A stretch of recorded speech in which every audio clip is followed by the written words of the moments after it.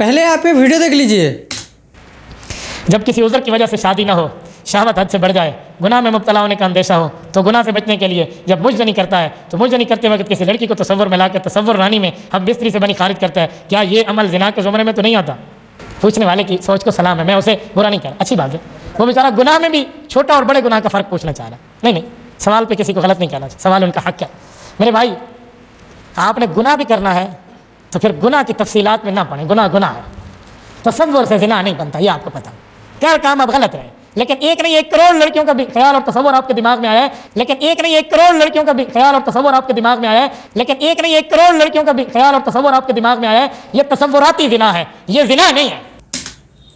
बिस्मिल्लाहिर्रहमानिर्रहीम। मेरे भाइयों, इस वीडियो का तफसीली जवाब जो है वो देंगे इंजीनियर मोहम्मद अली मिर्ज़ा साहब। वीडियो को कंप्लीट एंड तक जरूर देखिए। बिना किसी ताख़ीर के अल्लाह का नाम लेकर शुरू करते हैं। अब अल्लाह का नाम लेकर हम सूरतुल बकरा की ये जो आखिरी 3 आयात हैं जी, इनकी तफसीर भी थोड़ी सी कर लेते हैं। कुछ इसमें मजमून हैं जो मुश्किल हैं, मैं उसको कवर करूंगा अल्लाह की तौफीक से। तो अपने मुसहफ अपने सामने रख लें। अऊज़ु बिल्लाहि मिनश शैतानिर रजीम, बिस्मिल्लाहिर रहमानिर रहीम। लिल्लाहि मा फिस समावाति व मा फिल अर्द। अल्लाह ही का है जो कुछ आसमानों में है और जो कुछ जमीन में। इस कायनात की बादशाहत भी अल्लाह की है और इस कायनात को चलाने वाला भी अल्लाह है। अब चूंकि सूरतुल बकरा कंक्लूड हो रही है और जब भी सूरतें कंक्लूड होती हैं, अपनी एंडिंग की तरफ जाती हैं, तो अक्सर औकात इन्हीं अल्फाज के साथ अल्लाह ताला अपनी तारीफ को बयान फरमाता है। व इन तुबदू मा फी अनफुसिकुम, और अगर तुम जाहिर करो जो कुछ तुम्हारे जी के अंदर है, औ तुख्फूहु, या उसे छुपा लो, युहासिबकुम बिहिल्लाह, अल्लाह ताला उसके ऊपर भी हिसाब लेगा। ये बहुत खतरनाक मामला है मेरे भाई। ये कुरान हकीम में एक ऐसा मुकाम है जहां पर अल्लाह ताला ने दिल के गुनाह के ऊपर गिरफ्त करने का भी इंदिया दिया है। ये चंद आयात में से है जो कुरान हकीम में जिनकी तफसीर बड़ी मुश्किल है और इसके बारे में काफी इख्तलाफ पाया जाता है। अब बुखारी मुस्लिम की कई अहादीस हैं, मसलन बुखारी और मुस्लिम दोनों में एक हदीस है कि अल्लाह के महबूब सल्लल्लाहु अलैहि वसल्लम ने फरमाया कि अल्लाह ताला ने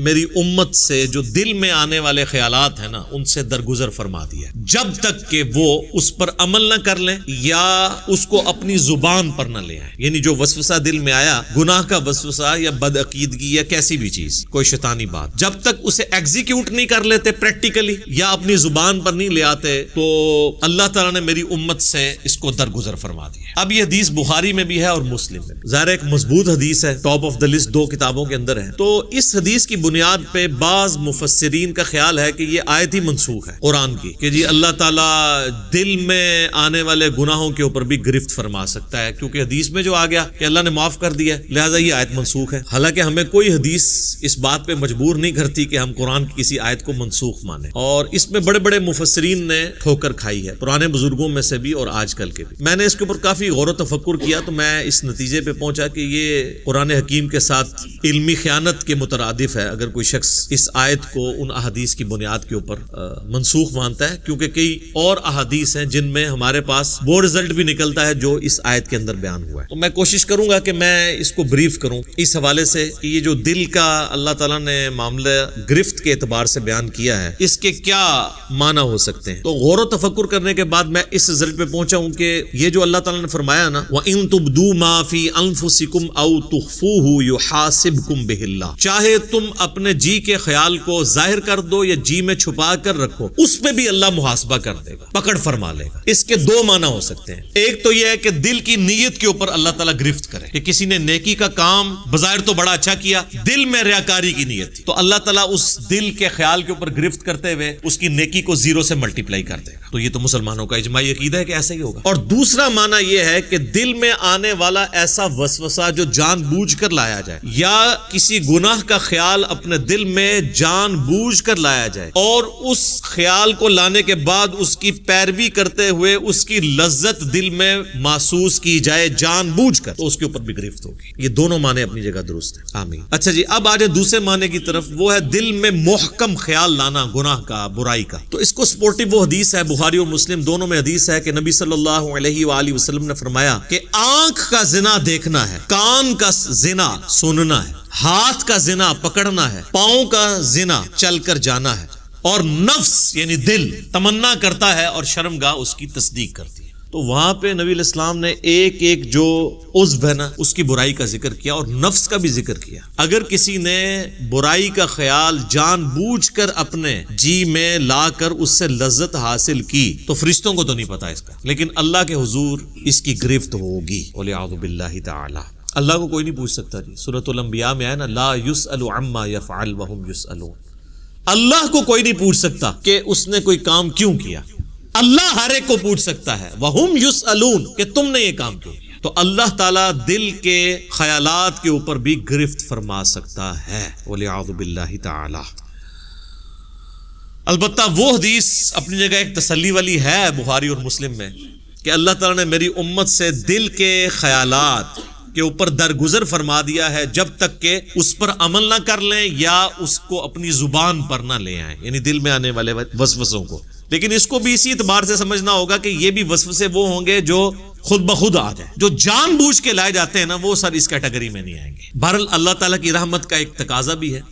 وَكَتَبَ رَبُّكُمْ عَلَى نَفْسِهِ الرَّحْمَةَ جو سورۃ الانعام میں ہے کہ اللہ نے اپنے اوپر خود سے ایک چیز واجب کر لی ہے کہ میں ہر حال میں رحم ہی کروں گا. جو بخاری مسلم دونوں میں حدیث ہے کہ میری رحمت میرے عرش پہ میں نے اپنے پاس ایک عبارت لکھ لی تھی مخلوق کی پیدائش سے پہلے کہ میری رحمت میرے غضب پر سبقت لے جانے والی ہے. یہ برابر بھی ہوتی نا تب بھی ہمارے لیے مصیبت ہو جاتی. اسی لیے کہتے ہیں نا کہ اللہ تعالیٰ سے عدل نہیں مانگنا چاہیے بلکہ اللہ تعالیٰ سے اس کا فضل مانگنا چاہیے. اللہم انی اسألک من فضلک ورحمتک. آمین. اور صحیح مسلم میں ایک اور حدیث ہے کہ صحابہ اکرام کہتے ہیں کہ یا رسول اللہ ہمارے دل میں بعض اوقات ایسے خیالات آتے ہیں کہ ہمیں بڑے بھاری گزرتے ہیں کہ ہم کسی سے اس کا ذکر بھی کریں. یہ اکثر لوگ پوچھ رہے ہوتے ہیں نا دل میں جناب وسوسے آتے ہیں، نماز میں بھی بعض لوگوں کو آ جاتے ہیں. تو آپ صلی اللہ علیہ وآلہ وسلم نے فرمایا کیا تم واقعی دل میں ایسے خیالات محسوس کرتے ہو؟ ان کا یا رسول اللہ ایسا ہی ہے. تو آپ نے فرمایا یہ تمہارے ایمان کی دلیل ہے، کیونکہ ایمان کا چور کون ہے؟ شیطان. شیطان اسی دل پہ حملہ کرے گا جس میں ایمان موجود ہوگا.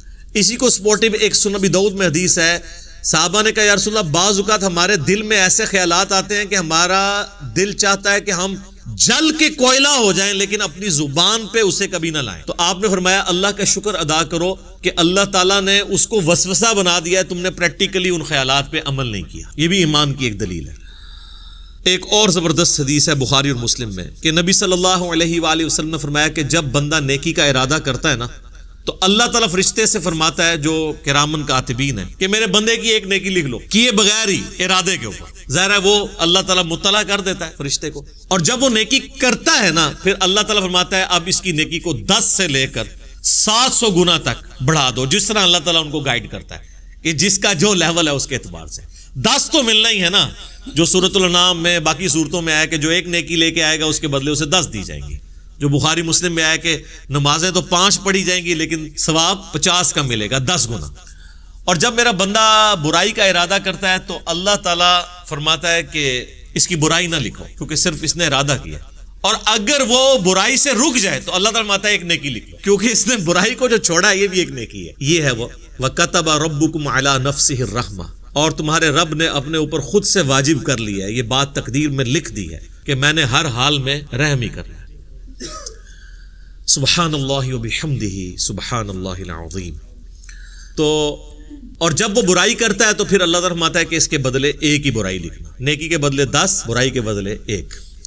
بخاری و مسلم میں ایک اور حدیث ہے کہ شیطان انسان کے جسم میں خون کی طرح گردش کرتا ہے، اور مسلم شریف میں حدیث ہے کہ ہر انسان کے ساتھ ایک جن ہے شیطان، کیونکہ شیطان جنات میں سے ہے نا، جو اسے برائی کی طرف بلاتا ہے، اور ایک فرشتہ ہے جو اسے اچھائی کی طرف بلاتا ہے. تو صحابہ نے جرأت کر کے پوچھا یا رسول اللہ آپ کے ساتھ بھی؟ تو آپ فرمایا ہاں میرے ساتھ بھی، لیکن اللہ تعالیٰ نے میرے ساتھ جو جن اٹیچ تھا اسے میرا مطیع کر دیا، اب وہ نیکی کے کاموں میں میری مدد ہی کرتا ہے، یعنی وہ بھی مجھے نیکی کی طرف لگاتا ہے. یہ پروٹوکول صرف پیغمبروں کا ہے. ما ضل صاحبکم وما غوا، تمہارے نبی نہ کبھی بہکے ہیں نہ کبھی بہرا چلے ہیں. صحیح مسلم میں ایک اور حدیث ہے کہ ایک صحابی نے حضور کو شکایت کی کہ یا رسول اللہ میں نماز پڑھتا ہوں تو مجھے برے برے خیالات آتے ہیں، وسوسے آتے ہیں. تو آپ نے فرمایا یہ خاص شیطان ہے جو آ کے وسوسے دلاتا ہے. جب تم نماز کی حالت میں اس طرح کے وسوسے محسوس کرو، اور نماز کے سوا بھی، اگر نماز میں ہے تو نماز کے سوا بھی، تو 3 دفعہ پڑھو اعوذ باللہ من الشیطان الرجیم، یعنی میں اللہ کی پناہ مانگتا ہوں راندہ درگاہ کیے ہوئے شیطان سے، اور اپنے بائیں طرف 3 دفعہ تھوک دو. اب یہ فزیکلی تھوکنا نہیں ہوگا، بس صرف زبان سے ہلکا سا ایسے، بس یہی بخاری مسلم میں ہے کہ اگر کوئی شخص برا خواب دیکھ لے تو وہ اٹھتے ہی اعوذ باللہ من الشیطان الرجیم پڑھ کے 3 دفعہ بائیں طرف تھوک دے تو اللہ تعالیٰ اس خواب کے شر سے اسے بچا لے گا، چونکہ وہ برے خواب شیطان کی طرف سے ہوتے ہیں۔ تو نماز کے دوران بھی اگر کسی کو خیال آئے تو وہ یہ کر سکتا ہے۔ باقی یہ خیالات آنے کی کئی ٹیکنیکل ریزن بھی ہیں۔ پورا دن آپ دنیا کے کاموں کا حساب کتاب کریں گے تو نماز کے اندر کوئی سوئچ تو نہیں ہے جو آپ آف کر کے نماز میں داخل ہو جائیں گے، ظاہر ہے اس کے لیے پھر اسی لیے تو کہا گیا کہ بھئی اذان کی آواز سنو، مسجد کی طرف چلو، وضو کرو گے، اس کے بعد سنتیں ادا کرو گے، پھر کہیں دماغ آہستہ آہستہ آہستہ سٹیبل ہوتے ہوتے تو کہیں فرض نماز کے لیے جا کے پھر سٹیبل ہوگا۔ اور اگر ہر وقت دنیا داری کا معاملہ چلتا رہیں گے، یعنی نماز شروع کرنے سے پہلے بھی آپ فون سن رہے ہیں اور نماز کے دوران بھی فون آپ کا چل رہا ہے اور نماز سلام پھیرتے ہی بھی آپ فون سن رہے ہیں تو تسی پھر کہتے مٹی پڑھنی ہے نماز، پھر تو خیالات ہی آئیں گے نا۔ اور دوسرا نماز کا اگر ترجمہ نہ آتا ہو، آپ کو پتہ نہ ہو آپ اللہ کے سامنے کیا عرض کر رہے ہیں، پھر بھی نہیں ظاہر ہے۔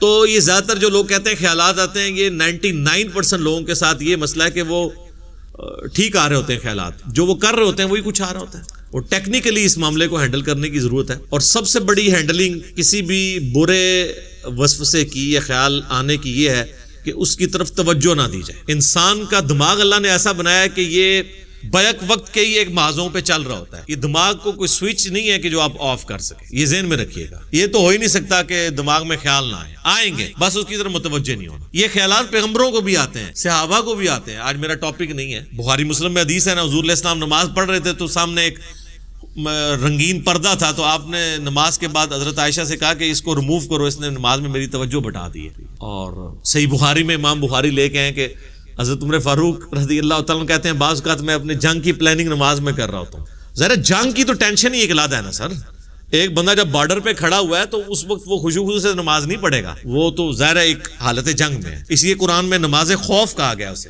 اور دیکھیں آپ سورہ نساء میں ہے کہ جب نماز خوف ہے نا تو وہ آپ نے جس طرح پڑھنی ہے، اس کے بعد جب تم امن کی حالت میں جاؤ تو خوب اللہ کا ذکر کیا کرو، کیونکہ وہ تسلی کا موقع تمہیں ذکر کرنے کا ملے گا۔ خوف کی حالت میں تو پھر اسی قسم کی نماز ہوگی نا۔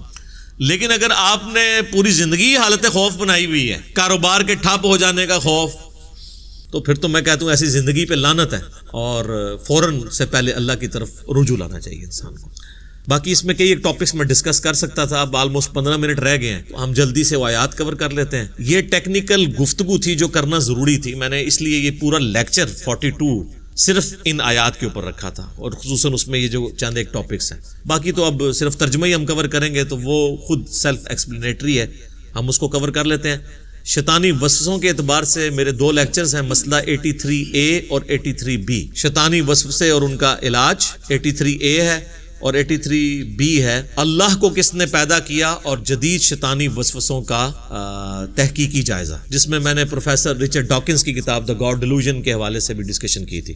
آج مال نہیں، میں اس کو سکپ کرتا ہوں، اب آ جائیں ان آیات کی طرف۔ تو اللہ تعالیٰ ہمارا ہے کہ اللہ تعالیٰ چاہے تو دل میں آنے والے خیالات کے اوپر بھی گرفت فرما سکتا ہے، فَيَغْفِرُ لِمَن يَشَاءُ وَيُعَذِّبُ مَن يَشَاءُ، پھر اس کی مرضی جسے بخش دے اور جسے عذاب دے۔ وہ اللہ تعالیٰ کا فیصلہ ہے کہ اس نے کس کے لیے کیا فیصلہ کرنا ہے۔ اللہم حاسبنی حسابا یسیرا، اللہ ہمارے لیے حساب کو آسان فرمانا۔ واللہ علی کل شیء قدیر، اور اللہ تعالیٰ ہر چیز کے اوپر قادر ہے۔ پھر وہ یاد کریں آیت، لا یسأل عما یفعل وہم یسألون، اللہ کو کوئی نہیں پوچھ سکتا کہ اس نے یہ کیوں کیا، وہ ہر ایک کو پوچھ سکتا ہے کہ بھئی تم نے یہ کیوں کیا۔ میرے بھائیو، امید ہے کہ آپ کو یہ بات سمجھ میں آئی ہوگی اور ویڈیو پسند آئی ہوگی۔ اگر ویڈیو پسند آئی ہے تو لائک اور شیئر ضرور کیجیے، اور ہمیں سپورٹ کرنے کے لیے سبسکرائب ضرور کیجیے۔ اور ہمارا چینل ہے ہدایت کا راستہ، نیا چینل ہے، آپ اسے بھی سبسکرائب کیجیے، اور ملتے ہیں نیکسٹ ویڈیو میں انشاءاللہ۔ سبحان ربک رب العزت عما یصفون والسلام علی المرسلین والحمد للہ رب العالمین، آمین یا رب العالمین۔